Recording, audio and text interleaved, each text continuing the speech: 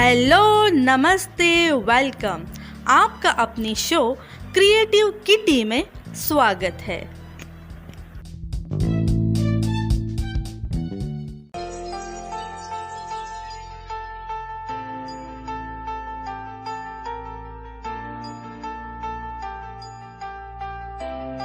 Indian national flag हमारा भारतीय तिरंगा गौरव का प्रतीक है। पिछले 6 दशकों में सशस्त्र बलों के सदस्यों सहित और भारत की रक्षा से संबंधित लोगों ने तिरंगे को अपने पूरे गौरव के साथ आसमान में ऊंचा रखने के लिए उदारता पूर्वक अपने जीवन का बलिदान दिया है। पर दोस्तों, आदर्श भारतीय नागरिक की तरह क्या हम सब हमारे राष्ट्रीय तिरंगे का वही आदर और सम्मान कर पाते हैं? यह सवाल इस वजह से मेरे मन में उठा है कि हर साल हमारे राष्ट्रीय तिरंगे का जो मैं हाल देखती हूँ, खास तौर पर इंडिपेंडेंस और रिपब्लिक डे के दिन, उस दिन जब मैं तिरंगे की हालत देखती हूँ तो मुझे बहुत ही दुख होता है।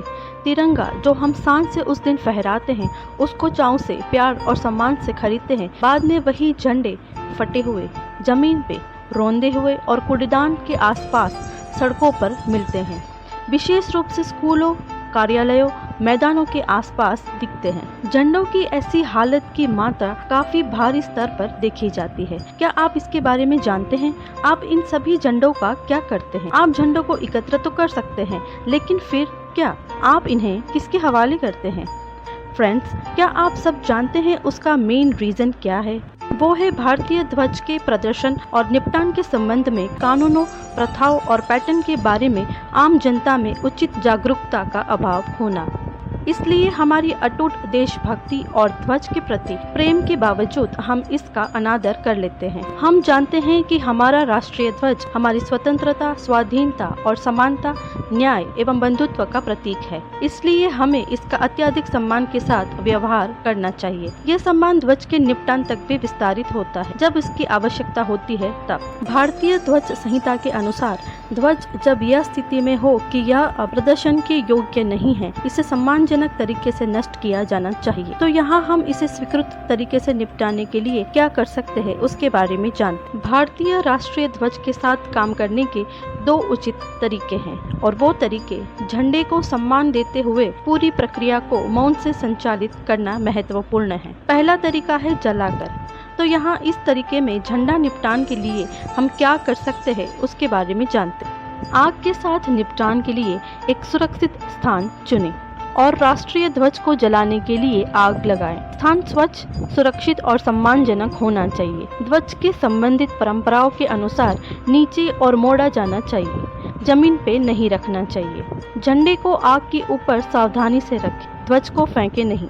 जलते समय ध्वज का सम्मान करने के लिए कुछ समय निकालें। सुनिश्चित करें कि यह पूरी तरह से सुरक्षित रूप से जल गया हो।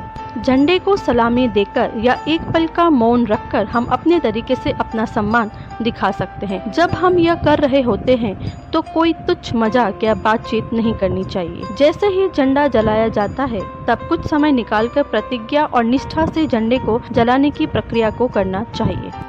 निष्ठा की प्रतिज्ञा प्राप्त करना हमारे ध्वज के प्रति एक महान अंतिम कर्तव्य है। झंडा कपड़े के एक टुकड़े से अधिक है, क्योंकि यह स्वतंत्रता, वफादारी और न्याय का प्रतिनिधित्व करता है, और यह बहादुर सैनिकों द्वारा इस आदर्शों को संरक्षित करने के लिए किए गए बलिदानों को भी दर्शाता है।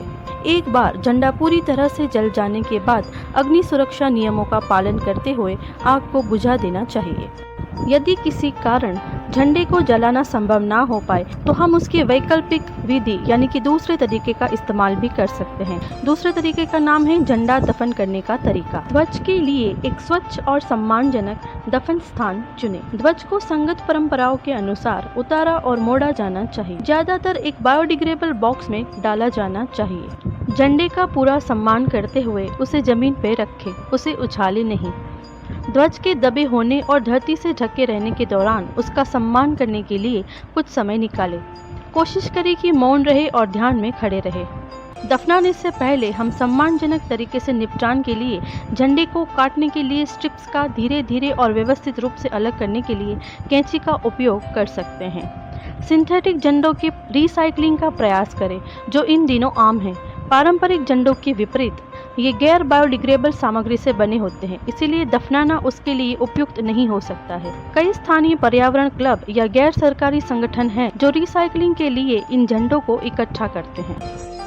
ये झंडे के निपटान के कुछ अनुशंसित तरीके हैं। राष्ट्रीय अखंडता, हमारे राष्ट्र की गरिमा और सम्मान को बनाए रखना जरूरी है। हम ध्वज निपटान का कोई भी तरीका चुन सकते हैं। जैसा कि ध्वज कोड कहता है, किसी भी राष्ट्रीय आयोजन के बाद झंडे को फेंका या जमीन पे नहीं फेंका जाना चाहिए। जहां तक संभव हो, इसे ध्वज की गरिमा के अनुरूप निजी तौर पर निपटाया जाना चाहिए।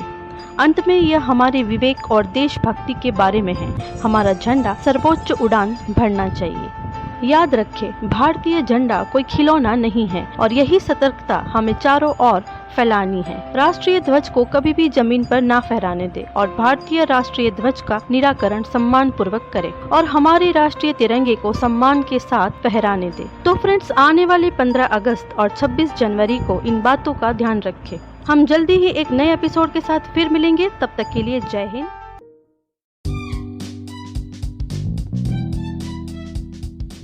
And friends, keep in mind, stay home, stay safe, stay positive and keep smiling. Bye bye.